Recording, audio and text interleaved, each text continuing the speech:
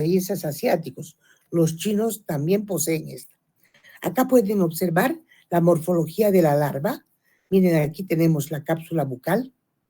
Acá tenemos el cuerpo, que generalmente puede medir entre 275 milimicras, 275 por 16 milimicras de ancho. Acá tenemos el esófago bastante largo y acá el poro genital y el ano. Bien, vamos a hablar entonces ahora de lo que es en realidad el agente etiológico. Estos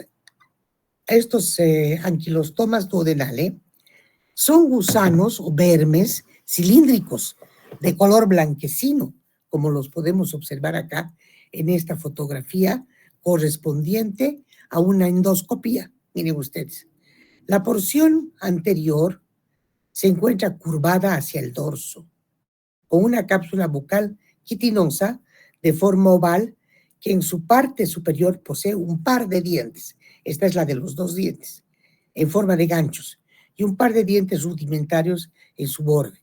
Esa es la otra especie, ¿no es cierto? La hembra siempre es más larga que el macho. Puede medir entre 10 a 13 milímetros de largo por 0.6 milímetros de diámetro, con una extremidad caudal roma. Esta es la extremidad caudal, y posee una espina en su tercio medio ventral. Se puede abrir la vulva, como hemos visto acá. Miren, en este tercio medio se abre la vulva, donde va a desembocar la vagina. Le sigue un útero muy corto, acá, que se comunica con un par de ovarios tubulares y flexosos, y que equivalen a 3 veces la longitud del parásito. Acá podemos ver la cápsula bucal, acá el esófago. Esta es la hembra, es mucho más grande que el macho. El macho siempre es más pequeño. Esa es otra de las características de anquilostoma duodenale. ¿Qué otras características posee anquilostoma duodenale? Al ser el macho más pequeño, puede medir entre 8 a 11 milímetros de longitud, por 0.4 a 0.5 milímetros de diámetro, como estamos observando acá. Acá también podemos ver y apreciar la diferencia entre hembra y macho. En la porción caudal hemos visto que posee un ensanchamiento membranoso, ¿no es cierto? En ese ensanchamiento membranoso, que está sostenido por las costillas que recibe el nombre de bolsa copulatriz, como pueden ver aquí, copulatriz. En ella se observa la cloaca. Aquí tenemos la cloaca y obviamente 2 espículas copulatorias que pueden medir 1 milímetro de longitud, que se regulan por músculos y algo denominado cubernáculo, que en realidad son músculos que para que se sujete la larva y el macho pueda adherirse a la bolsa copulatriz alrededor de esta vulva de la hembra que se encuentra acá, para insertar las espículas. Los huevos son ovoides, miden alrededor de 60 milimicras de largo por 40 de ancho y tienen esa cápsula hialina que caracteriza a los huevos de las uncidarias, que es muy hialina, quiere decir transparente casi, y muy delgada, y que contiene al interior blastómeros, más o menos 4 unidades de blastómeros. Tienen este aspecto. Ahí está la cubierta hialina. Esta es la manera como lo observamos en el coproparasitológico. Bien, son indistinguibles. Puede ser acá uncinarias del tipo Necator americanus o pueden ser anquilostomas duodenales. No se pueden distinguir. Solo se pueden distinguir por la cápsula bucal, cuando se observa las características de la cápsula bucal de los parásitos. Acá tenemos el otro, Necator americanus. Necator americanus es un gusano también cilíndrico, muy blanquecino o rosado, casi, con su porción anterior curvada hacia la porción dorsal, y tiene una boca pequeña, su cápsula bucal es pequeña, y está provista tan solamente de un par de dientes, o de placas con la manera de dientes, denominadas placas semilunares, pero que son bastante afiladas y cortantes en el borde ventral y otro par en el borde dorsal. En el fondo de la cápsula va a tener dos lancetas triangulares, una dorsal, estas son las lancetas, y otra ventral. Las glándulas excretoras van a secretar anticoagulantes, van a favorecer el flujo de sangre hacia el intestino del parásito.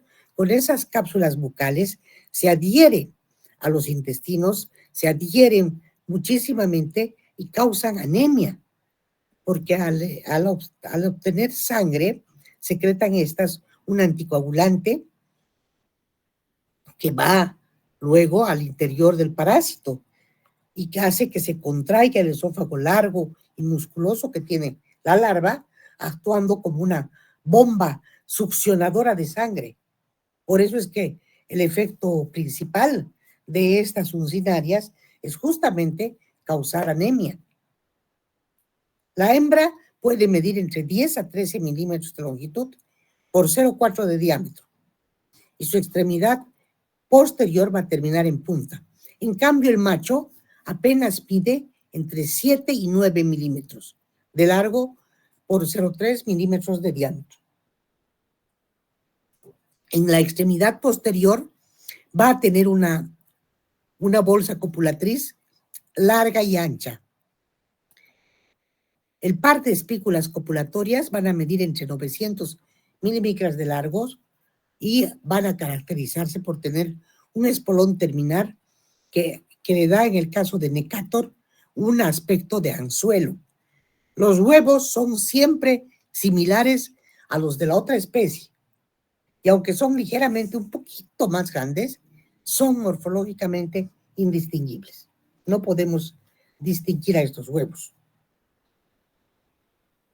¿Qué otras características? Acá están los huevos. Son ovalados, miden entre 60 y 70 milímetros por 30 a 40 milímetros. Sus extremos son redondeados y su cápsula muy hialina, y al interior presentan de 2 a 8 blastómeros. Los huevos, estos huevos son los que van a eclosionar, van a reventar y van a dar origen a este tipo de larvas que se conocen como larvas rhabditoides en un primer estadio, y van a medir entre 250 a 300 milímetros por 17 milímetros de diámetro. La larva va a crecer y va a originar un segundo estadio, también rhabditoide. Y este, al mudar, recién va a poder dar al origen a la larva filariforme, que es la forma infectante en la cual la faringe ya se encuentra bien alargada, la cutícula se puede desprender o queda como cubierta protectora. Ya en migración en su nuevo huésped puede sufrir otras 2 mudas. Puede mudar hasta 5 veces hasta alcanzar la forma adulta en el tubo digestivo. Otra de las características importantes que posee el agente denominado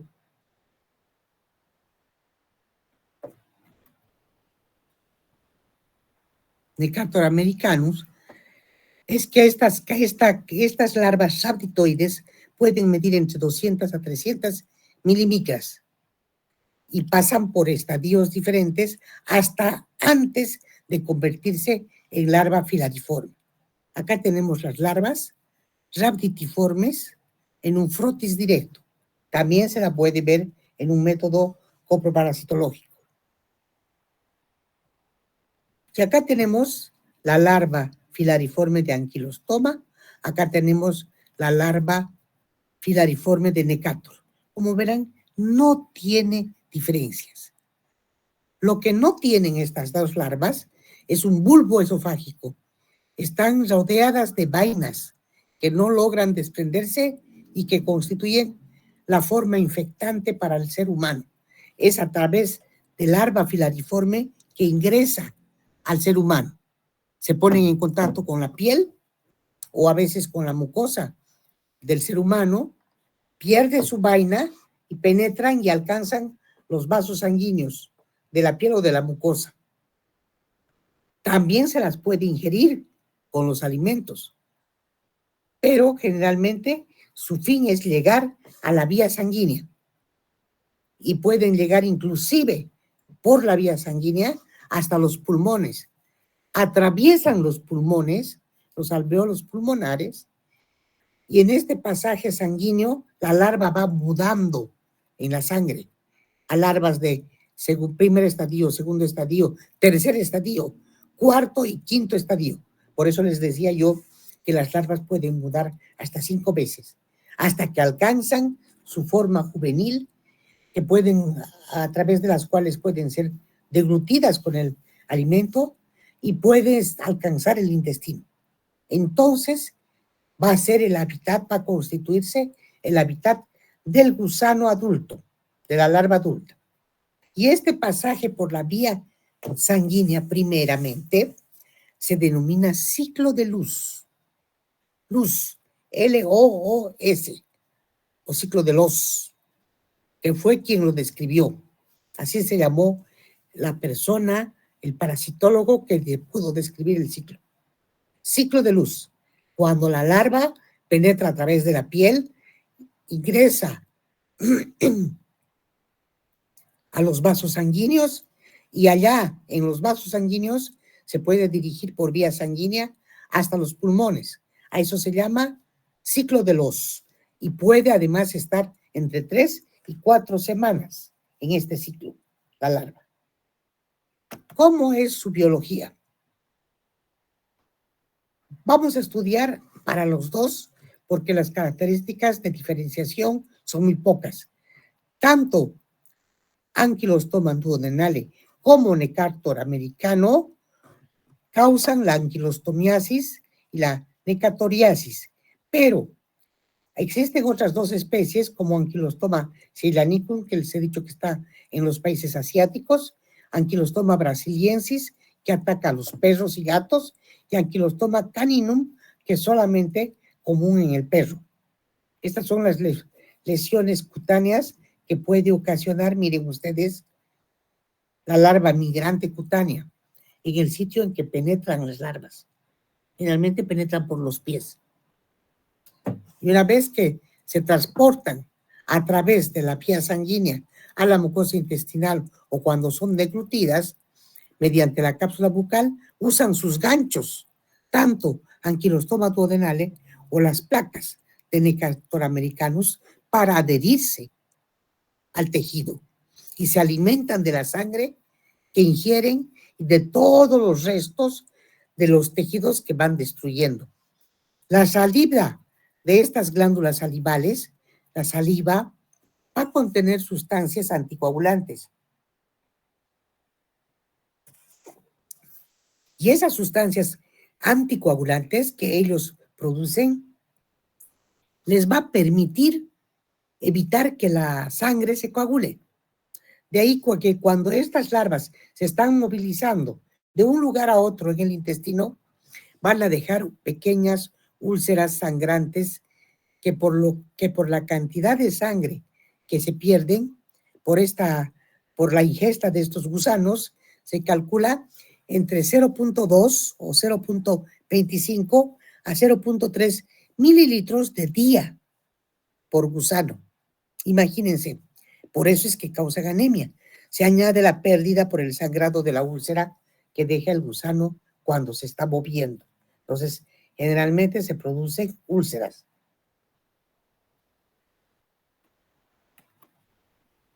¿Cuáles son las características epidemiológicas del gusano?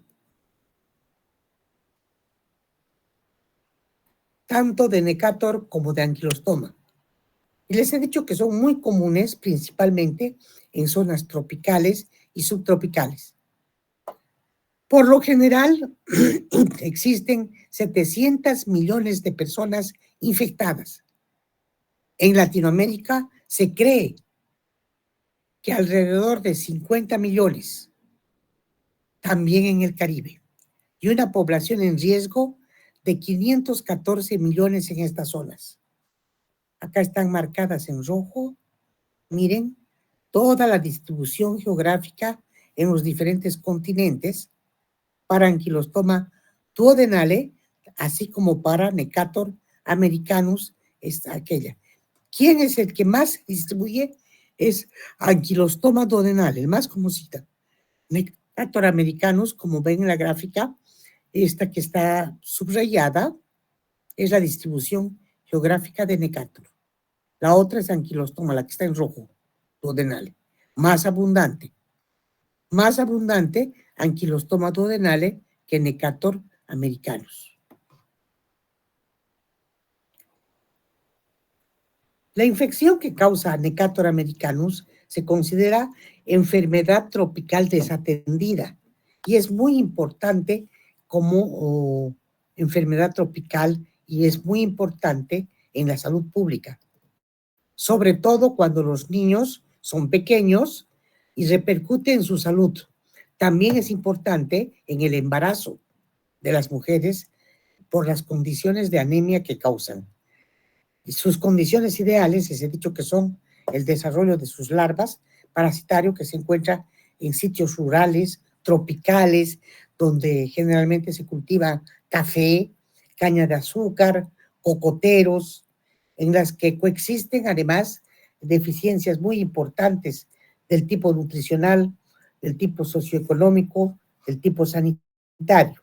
¿Cómo es el ciclo evolutivo? Recordaremos el ciclo evolutivo con la muda de las 5 veces.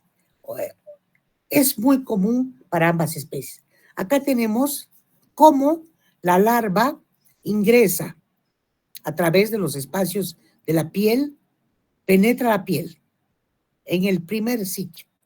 Luego alcanza, ¿qué hemos dicho?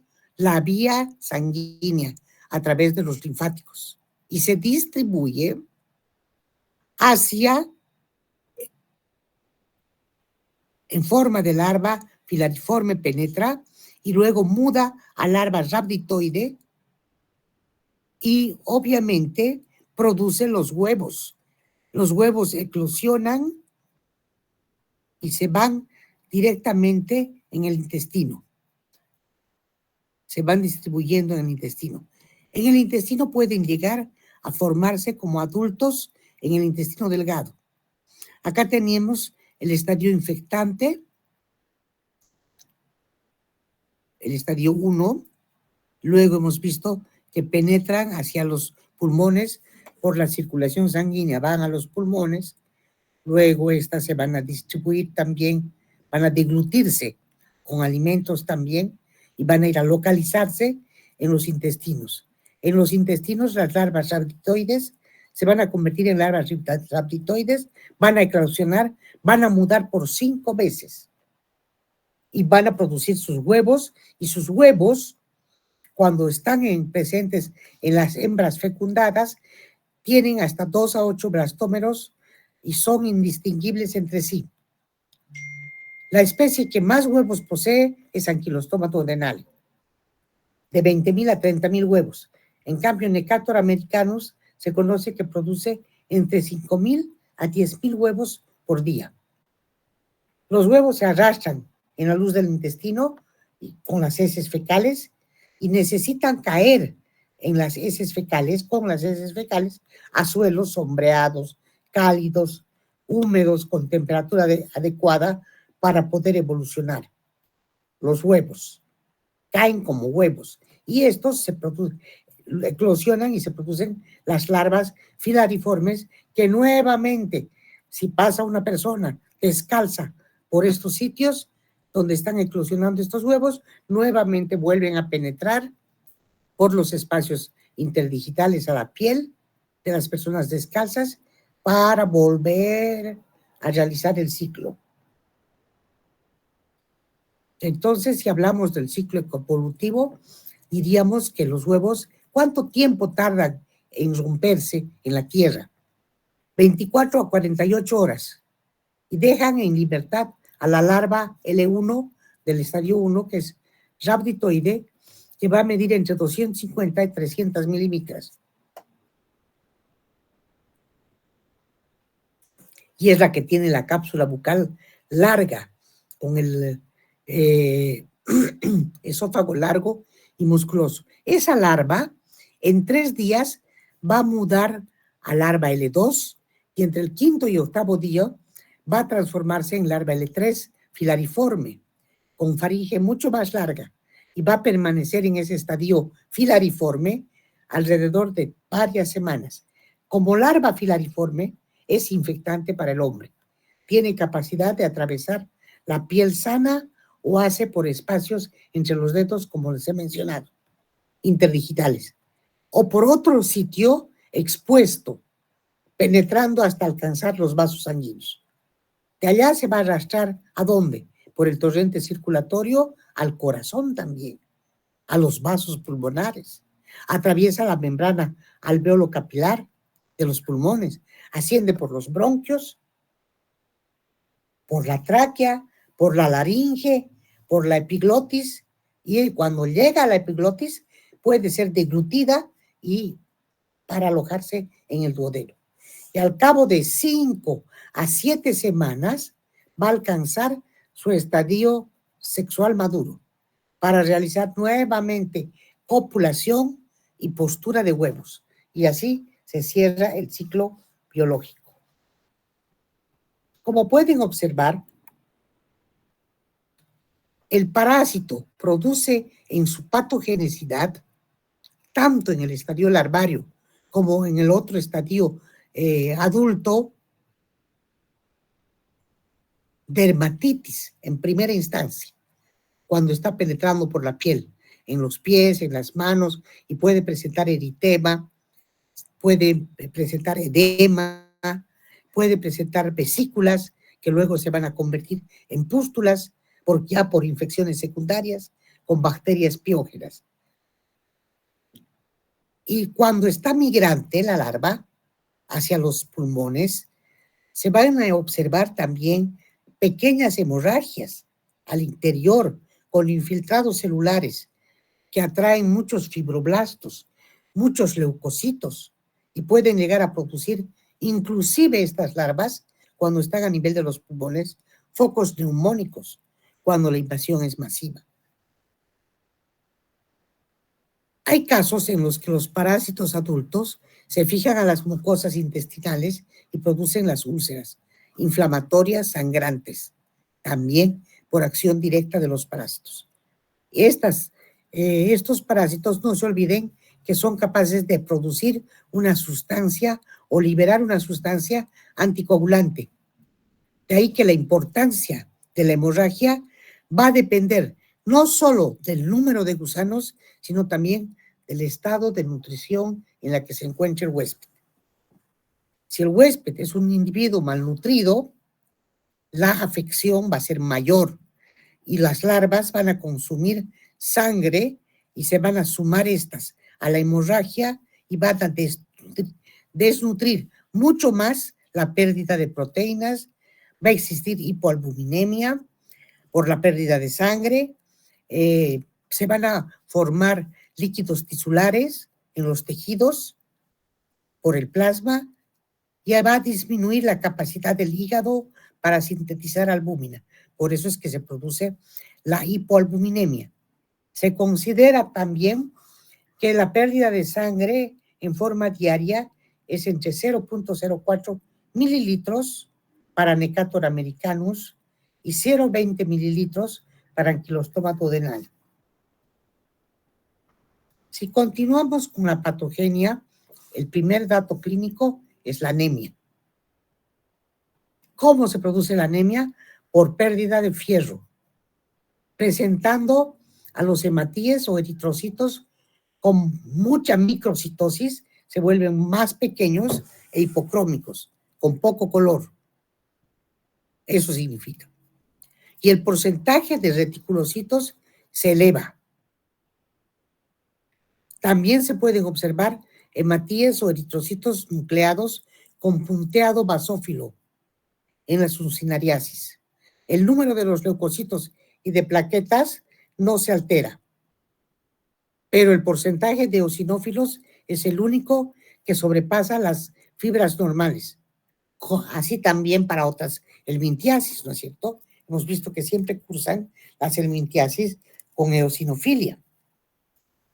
Ahora, la persistencia de la anemia es la que va a determinar otros trastornos superiores en los órganos hematopoyéticos. Por lo general, va a determinar hiperplasia medular en las series de los hematíes y de los eosinófilos, y va a haber una eritropoiesis, se van a destruir en el vaso y en el hígado. En pacientes que se encuentran desnutridos, vamos a tener muchos cambios. La anemia, que tiene varias formas, por eso la conoce también como anemia difórmica, por deficiencia de ácido fólico, es una combinación de la anemia ferropénica con la anemia nutricional, producida por la baja nutrición. El cuadro clínico, cuando las infecciones son leves, es asintomático. No se presentan síntomas. Pero cuando ya la manifestación clínica más importante está en curso, y es la anemia crónica, esto se puede agravar en pacientes desnutridos. Y los síntomas severos se van a considerar que van a aparecer con una carga parasitaria mayor a 100 o 300 anquilostomas duodenales o Necator americanos. La sintomatología para ambas es variada y se puede distinguir etapas. La primera etapa sería cutánea, la segunda etapa pulmonar, la tercera etapa intestinal y finalmente se produce la anemia como manifestación clara. Ahí tenemos la realidad de la infección, cómo penetra. Acá está la larva migrans. Estas son las señas que dejan a través de la piel como caminos. Miren ustedes, las larvas. Acá está cómo penetran, porque los huevos caen a la tierra y eclosionan y obviamente se forman larvas que van a penetrar, van a hacer una invasión cutánea. La piel que más se afecta por eso son los espacios interdigitales de los dedos. Y como el paciente les cuece, se rasca, puede haber una contaminación bacteriana que va a favorecer que se distribuyan y se puede llegar a formar úlceras de tipo purulento. Y gracias a que alcanzan los vasos sanguíneos, van a empezar a migrar y van a producir toda la patología. Pueden llegar a través de la sangre a los pulmones. Y en los pulmones está a 2 semanas de la infección, se produce la crisis pulmonar. La sintomatología varía dependiendo del estadio o del estado nutricional del paciente. Las formas leves pueden simular un cuadro de gripe y las formas severas inclusive pueden presentar tos, expectoración, fiebre transitoria o bronconeumonía. Las manifestaciones y la intensa eosinofilia también producen el síndrome de Loeffler, común a todas las helmintiasis que realizan ciclo pulmonar. Eso en los pulmones. A nivel de los intestinos, también la patología va a depender del número de gusanos que estén presentes y del estado de nutrición del huésped. Va a poder presentarse dispepsia, molestias epigástricas, náuseas, diarreas, que se van a alternar con estreñimiento y muchas ganas de comer tierra, geofagia.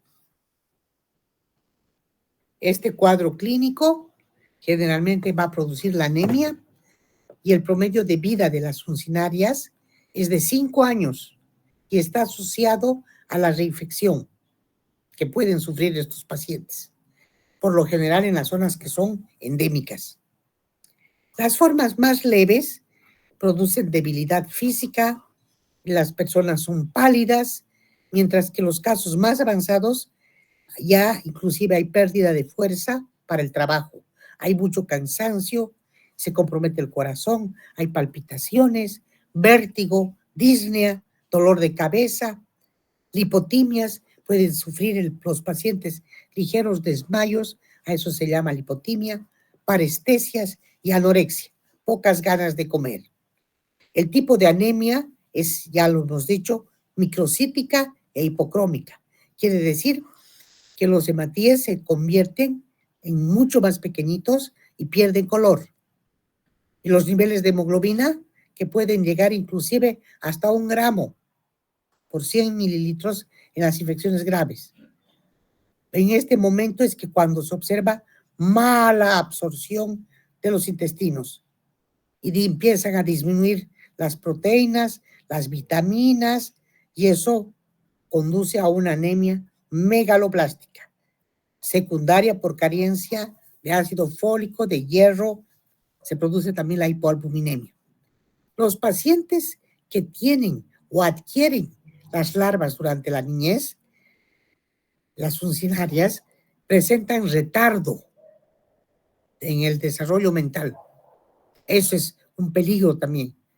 También retardo en el desarrollo físico y sexual y otras alteraciones en la conducta que pueden expresarse como neurosis, como irritabilidad, como desorientación, como pérdida de memoria.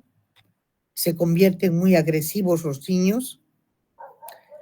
Las mujeres pueden llegar a presentar otros síntomas, además de la anemia, falta de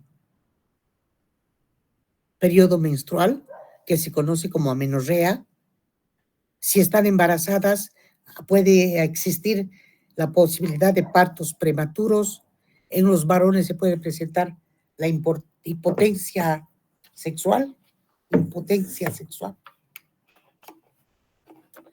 Y en las mujeres embarazadas también se puede presentar hipoalbuminemia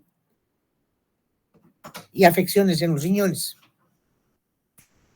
En las zonas endémicas puede predominar infecciones mixtas, por lo general, a todo nivel. ¿Cómo se diagnostica esta parasitosis? Hay que tener en cuenta, en primer lugar, los criterios médicos, clínicos, epidemiológicos y también el resultado de laboratorio. La sintomatología digestiva hay que observarla, la pulmonar también, la presencia de anemia, son las tres que distinguen de otras afecciones parasitológicas. El médico se va a orientar por estas tres cuando el paciente proviene de zonas endémicas. Ahora, también es importante muchas veces conocer la cantidad de huevos. Hay un método, el método de Stolhauser o el de método de Cato-Katz para el conteo de huevos. Por lo general no se realiza. Nosotros simplemente llegamos al examen coproparasitológico directo o coproparasitológico seriado, que podemos traer las muestras 3 días seguidos, lunes, martes, miércoles o cualquiera de los días, pero seguidos. A eso se llama examen seriado. También se puede realizar exámenes coproparasitológicos por métodos de concentración, por métodos de flotación, por métodos de sedimentación. En otros laboratorios, por lo general en laboratorios de investigación, se utilizan mucho los coprocultivos por el método de Arada-Mori para este tipo de parasitosis. Y también se puede realizar un diagnóstico inmunoserológico con PCR, con la reacción de la cadena polimerasa. Obviamente, nosotros podríamos hallar a los parásitos adultos en las heces fecales y allá podemos observar las características de las larvas, observando la cápsula bucal para ver si tiene 2 dientes o tiene 4, ¿no es cierto? Que es la única diferencia que podemos encontrar entre lo que es Necator americanus y Ankylostoma duodenale. Otra característica del diagnóstico es la cuantificación de los huevos por los métodos de Stoll o de Kato-Katz, que expresan la cantidad de huevos por gramo de heces. Y eso nos va a dar una idea del número de parásitos adultos. Bien, ya les he dicho el método, el cultivo y estas técnicas de cuantificación de huevos se las realiza en laboratorios de diagnóstico especializado o de referencia, no en los laboratorios clínicos que tenemos por lo general. El hallazgo de los parásitos adultos y la técnica de PCR con reacción en cadena polimerasa se utiliza mucho para las técnicas o los estudios epidemiológicos de estos parásitos. ¿Cómo se pueden prevenir? ¿Cómo se puede prevenir el infectarnos por ursinarias? Como esta es una afección rural, se asocia además a que las personas que la padecen tienen deficiencias socioeconómicas por factores personales, por factores ambientales, por falta de uso de calzado, escasa higiene personal. Se presenta muchas veces en lugares donde no tienen agua potable, tienen escasa higiene personal por carencia de baño, no usan calzados y sobre todo el desconocimiento, la ausencia de conocimiento sobre la transmisión de enfermedades. Son los factores personales que hace que se aumente la posibilidad de contraer ursinariasis. También la deficiente eliminación de las excretas en las viviendas, cuando no tenemos eliminación de excretas. Las características de los suelos, a veces cubiertos de hojas, contribuyen a la infección parasitaria y la geohelmintiasis. Por eso es una geohelmintiasis. Por todo lo que hemos dicho como medidas de prevención, hay que mejorar el nivel de vida con el uso de letrinas, con el uso de zapatos, el saneamiento ambiental, la limpieza, la educación sanitaria es primordial. ¿Cómo se puede tratar? Con medicamentos que pueden ser bien tolerados. Entre estos medicamentos podemos señalar a los azoles, como el mebendazol, el albendazol, el tiabendazol y el pamoato de pirantel. El mebendazol con una dosis de 20 miligramos por día durante 3 días. Si administramos albendazol, se puede recomendar en niños y adultos una sola dosis de 400 miligramos por vía oral. El tiabendazol, la dosis para adultos y niños es de 50 miligramos por kilo día durante 3 días. El único que se da en una sola dosis es el albendazol. El pamoato de pirantel tiene una dosis de 20 miligramos por kilo peso por día durante 3 días. Bien. Acá tenemos el cuadro que nos muestra a esta geohelmintiasis. Bien, preguntas. Antes de las preguntas, vamos a sacar un screenshot a las 42 personas que se han conectado. Ya vamos a publicar las notas, por cuanto ayer se ha pedido autorización para publicar estas notas de parasitología. Hasta una siguiente clase conocerán sus notas. ¿Preguntas? ¿Alguna duda que les haya quedado?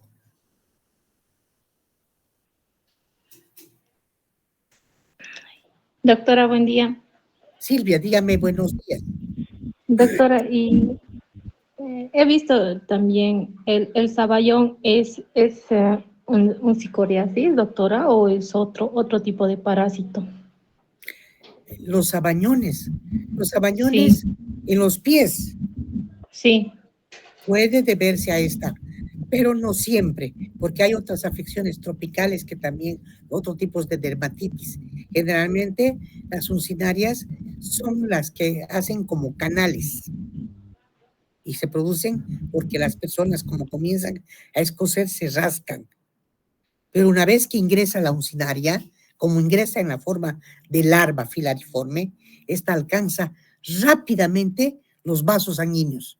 Y por los vasos sanguíneos ya no se encuentra en la piel, no se queda en la piel, pasa directamente al torrente sanguíneo y del torrente sanguíneo va a los pulmones. Llega a los pulmones y comienza a tener todas esas características que hemos mencionado. Inclusive puede haber episodios de tos, así es. No se quedan en la piel. Solamente Gracias, dejamos doctora. bien las heridas. ¿Alguna otra pregunta? Buenos días, doctora. Yo tengo una pregunta. Dígame, María Belén. Usted dijo que no se utiliza mucho lo que son los métodos de cuantificación de huevos por los métodos de CATOSAT y el otro más. ¿En qué caso se llegaría a usar o para qué se utiliza? Para los estudios epidemiológicos, para saber exactamente en las poblaciones cuánto de anemia, para prevenir las anemias principalmente, porque son técnicas complicadas estos estudios.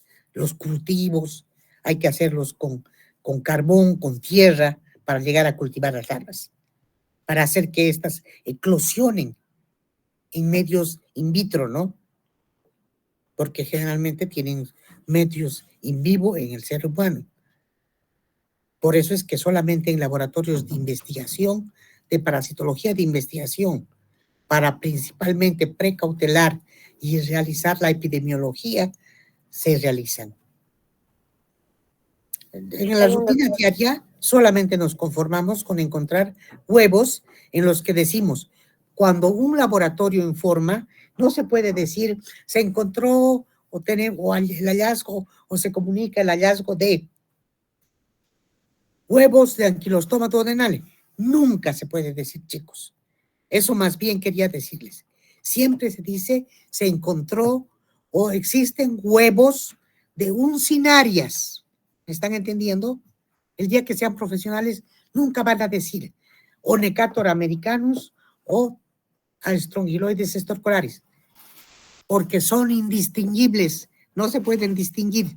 Solo si ustedes observan la cabeza bucal, podrían distinguir entre Necator y uncinaria, pero eso no hay, es imposible, ¿no es cierto? En los laboratorios de investigación sí, donde tendrían un microscopio electrónico para poder observar esas cápsulas bucales. Ustedes tan solamente informen como uncinarias positivo o huevos de uncinarias. Ahora, si observan larvas, se observan larvas de uncinarias.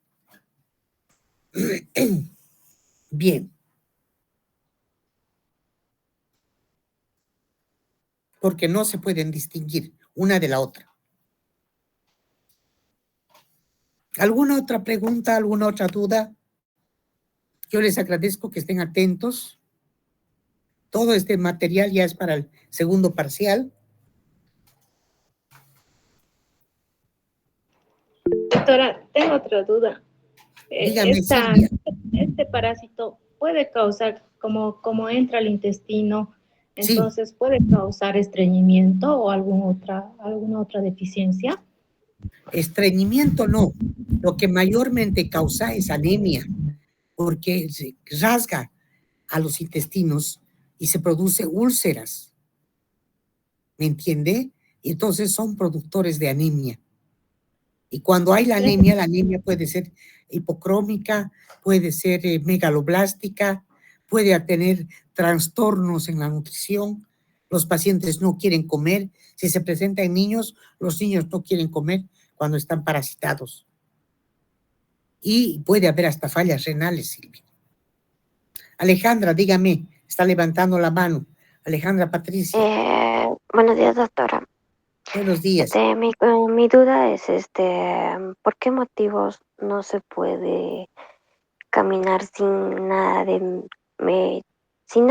calzados y ni medias? O sea, ¿Por qué no se puede más o caminar? menos, ¿qué tipo de enfermedad se podría entrar en cualquier tipo de edad de los pacientes? En realidad no es que no puede, ¿por qué motivo no vamos? Directamente porque no tiene, seguramente las personas que caminan descalzas, bueno, pues en el oriente, en las zonas tropicales, por el calor, caminan descalzos. Y eso es malo, ¿no es cierto? No es bueno caminar sin zapatos. Estamos viendo que todas esas afecciones no solamente pueden ingresar por la piel los parásitos, como en este caso de las uncinarias, por los espacios interdigitales, sino también podrían ingresar los hongos y muchas otras afecciones, pero que no es el tema en este momento. En este momento, los que no tienen calzados ingresan. Por eso es que es endémico en las zonas donde tienen bajo nivel de educación, donde no tienen buena disposición de sus excretas. Allí, y caen a través de las heces los huevos a la tierra y se generan las larvas filariformes que luego ingresan a través de la piel. Bien. ¿Alguna otra duda? ¿Algún otro? Muy bien. Bien. Aquí vamos a Gracias, quedar, doctora. estimados estudiantes. Nos vemos en clase. Hasta luego, chicos. Hasta luego, doctora. Buen día. Buenos Hasta días. luego, Hasta luego. doctora. Hasta luego. Buen día, buen fin de semana.